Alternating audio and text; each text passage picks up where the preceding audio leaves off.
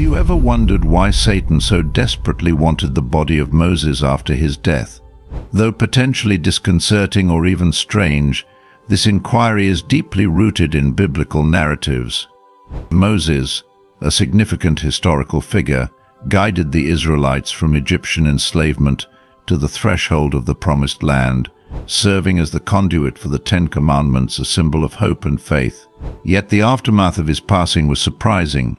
The Bible recounts that God laid Moses to rest in an undisclosed location, but a peculiar incident unfolded. A fierce clash erupted between Archangel Michael and the devil over Moses' remains.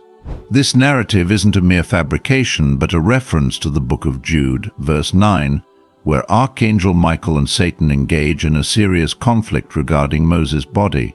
This situation prompts more questions than it resolves. Let's therefore explore the biblical occurrences surrounding Moses' demise and this unusual dispute. Moses, the leader who liberated the Israelites from Egypt, who directly received the Ten Commandments from God, and who steered his people towards the Promised Land, now faced mortality. His life was marked by extraordinary experiences, divine disclosures, and mighty wonders. Yet just prior to entering the Promised Land, he committed a grave error that nearly jeopardized his ministry. God had instructed Moses to address a rock so that water would flow for the Israelites to drink. However, under pressure, Moses, in a moment of anger, turned to the people and exclaimed, "Must we bring water for you to drink?" While seemingly innocent, this utterance carried severe consequences. Moses' initial misstep lay in his use of the term "we" instead of acknowledging God's role. The power to bring forth water resided with God, not Moses. By employing "we," Moses implied a share of that power for himself. Additionally, Moses erred by striking the rock when God had instructed him to speak to it. Subsequently, God informed Moses that he would be barred from entering the Promised Land due to this transgression. Consider the irony. After enduring a series of trials, Moses faltered at the final hurdle, ultimately meeting his demise. The account of Moses passing in Deuteronomy 34:5-6 recounts how he died in the land of Moab, exactly as the Lord had foretold, with God himself interring him in a valley near Beth Peor, the location of which remains unknown to this day. This narrative depicts God's direct involvement in Moses' burial, a rare occurrence in the Bible where the Creator of the universe personally sees to a man's interment. The act signifies the deep bond shared between Moses and God. Moses was not just a servant but a friend of the Lord, and through this friendship, we witness a profound display of love, reverence, and dignity. However, a puzzling question emerges: why did God opt for a secretive burial for Moses? What was the significance of concealing his final resting place? Addressing this query delves into an exploration of God's wisdom and Satan's cunning schemes. We are drawn into a celestial realm where Michael, the archangel, and Satan engage in a fierce dispute, not on earth but in the heavenly spheres.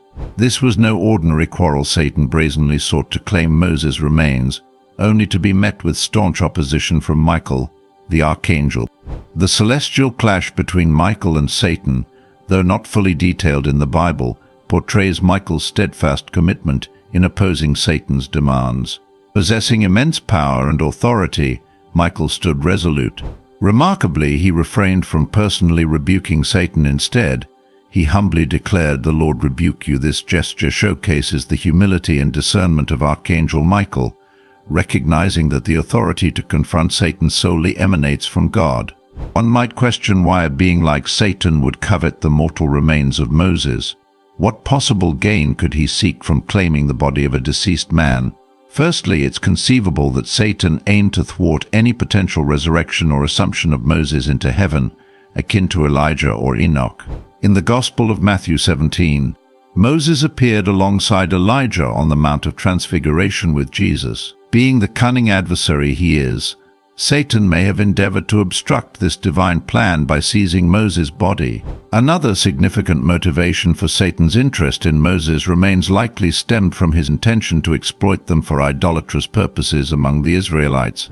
Recalling the golden calf incident in Exodus 32, Satan might have schemed to entice the people into idolizing Moses' body or relics, thereby diverting them from true worship. God, in his infinite wisdom, might have concealed Moses' body to shield his followers from this temptation. Furthermore, Satan, identified as the accuser in Revelation 12:10, might have sought to indict Moses for his past sins and shortcomings before God. Leveraging Moses' prior transgressions such as the killing of an Egyptian, the breaking of the tablets, or striking the rock instead of speaking to it, Satan could have aimed to condemn him. The devil relishes accusations and condemnation, and despite Moses' remarkable deeds, he was not devoid of sin. Finally, Satan could have sought to deride God's design and authority by seizing Moses' remains, possibly aiming to claim a symbol of triumph over God's appointed leader and intermediary. Driven by pride and rebellion, the devil persistently challenges God and his divine intentions. Yet, amidst Satan's relentless cunning, we must acknowledge this fundamental truth: while Satan's deceptiveness knows no bounds, neither do God's wisdom and might. The supremacy of God's wisdom and power transcends Satan's machinations. Despite Satan's fervent pursuit of Moses' body, ultimate authority lies with God. His plans are invincible, impervious to sabotage. Satan's cunning may be limitless, but God's wisdom surpasses all. God consistently outmaneuvers Satan, his wisdom and power eclipsing anything the devil can contrive. Even in the face of Satan's guile, God's designs always prevail. Therefore, bear in mind that no matter the depth of Satan's guile and cunning, God's omniscience, omnipotence, and boundless love for us reign supreme. Beyond the confrontation lies a profound lesson embedded in the narrative we have explored, a multifaceted tale interwoven with the threads of our faith. It recounts the saga of Moses, God's chosen leader, and the tumult that transpired over his lifeless form. Yet let's momentarily veer away from the conflict, from Satan's motivations, and delve into the deeper message concealed within this story. Initially, it reinforces the significance of genuine worship. The Israelites, repeatedly ensnared by idolatry, veered off course from honoring the one true God, be it through the golden calf or the bronze serpent. The potential misuse of Moses' remains as an object of adoration highlights this ongoing struggle, emphasizing the importance of maintaining unwavering devotion solely to God. Secondly, it stands as evidence that God's mercy transcends our imperfections, and that his love triumphs over our past errors. Lastly, this account acts as a poignant reminder to combat Satan's enticements. Crafty and deceitful, Satan employs various tactics to steer us away from God's path. Yet, as exemplified by Michael the Archangel, armed with faith and the authority of God's teachings, we can withstand these allurements. Let us view the narrative of Moses' body not merely as a grim conflict, but as a testament to God's enduring shield and direction. It remains a testament that resonates, underscoring the importance of genuine worship, the potency of God's deliverance, and the imperative of resisting Satan's lures. Thank you to all those who have watched thus far. Please show your support by liking and sharing the video, enabling others to view it, and subscribing to the channel. We'll be back soon with more content.